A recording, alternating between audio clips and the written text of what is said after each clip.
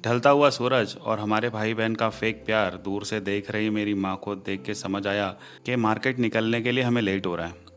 परसों मेरी बहन वापस मुंबई के लिए रवाना हो रही है और उसके लिए यहाँ से कुछ पारंपरिक सामान खरीदने के लिए हम कणकवली मार्केट जा रहे हैं।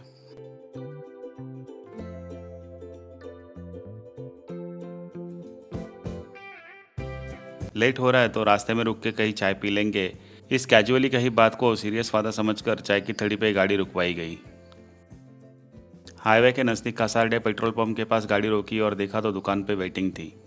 तब तक हमने सामने दिख रहे सनसेट के साथ थोड़ी फोटोग्राफी की। अपना नंबर आते ही टेबल पे जाके बैठ गए और 3 चाय और एक स्प्राइट ऑर्डर कर दिया। हमेशा की तरह प्रीति ने कुछ भी लेने से मना कर दिया और पीछे से आधा स्प्राइट गटक लिया। ऑर्डर टेबल पे आते ही हम सबके अंदर के फूड ब्लॉगर जागरूक हो गए और फिर हमने अपने अपने तरीके से एक्टिंग के नाम पे अलग अलग मुंह बनाना शुरू किया।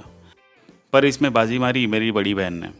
उस्ताद जाकिर हुसैन साहब के बाद चाय पी के इतना खुश होने वाली ये दूसरी इंसान होगी। अपने फर्स्ट टेक में फेल होने के बाद भी उसने अपना हौसला बरकरार रखते हुए दूसरा टेक भी दिया। पर हम जैसे साइड पुलिस की वजह से उसका करियर शुरू होने से पहले ही ख़त्म हो गया। जैसे तैसे चाय ख़त्म करके हम फिर गाड़ी में बैठ के कणकवली की ओर निकले। कणकवली में आज हम जिस दुकान पे जा रहे हैं उनका खुद का एक प्रोडक्शन हाउस है, जहाँ अनेक प्रकार के पोहे, तेल, लड्डू, खोबरे की वड़ी जैसे अनेक ऑथेंटिक आइटम्स मिलते हैं।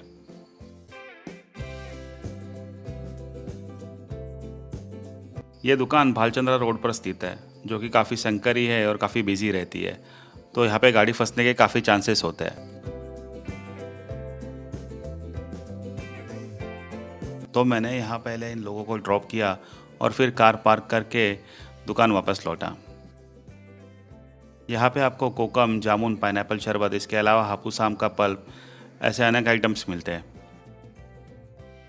रूपल दी और मम्मी की शॉपिंग चल रही थी। तब तक गर्मी के कारण मैं और आदित्य बाहर आके खड़े हो गए।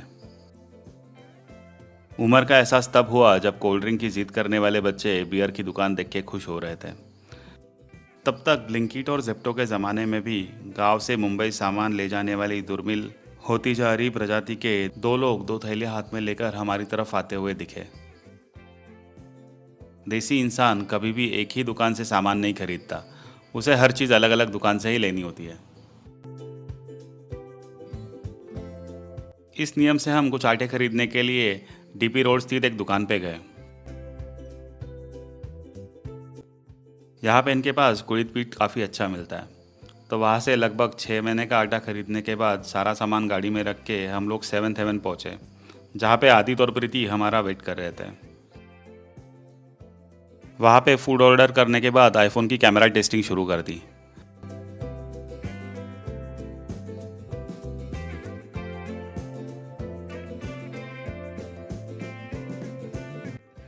ऑर्डर रेडी होते ही थोड़ी देर में आईएचएम के नए इंटर्न हमारी ऑर्डर टेबल पे ले आए।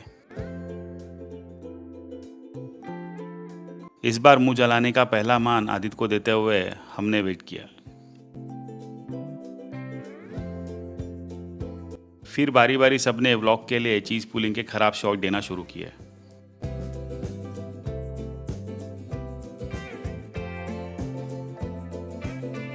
रूपल दी हमारी सेकंड ऑर्डर टेबल पे लेके आई, तब अल्फ्रेडो पास्ता और उसके साइड में रखी ब्रेड को देख के हमें पाव भाजी वाला रील याद आ गया।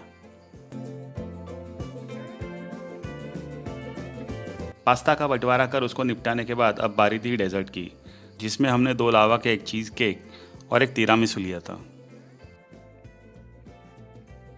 डेजर्ट देखते ही प्रीति के सुपरफास्ट दिमाग में एक आइडिया चमका। चलो एक रील शूट करते हैं जिसमें सब एक ही सिंगल शॉट में डेजर्ट उठाते हैं। लेकिन किस्मत को कुछ और ही मंजूर था।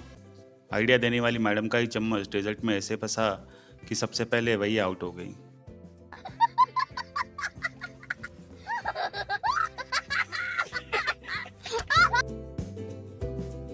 अपने फूड ब्लॉगिंग के करियर को एक और पुश देने की नाकामयाब कोशिश के बाद मेरी बड़ी बहन ने आखिरकार हार मान ली।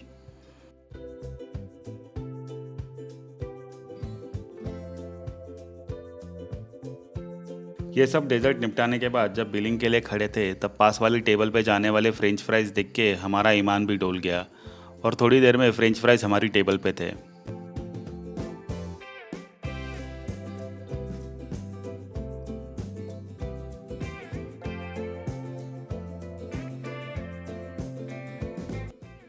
वो कहते हैं ना कि गरीब की एक और पहचान होती है कि उसको कितना ही चीज़ केक तिरामिसू खिला दो, उसको फाइनली खाना लावा केक ही होता है।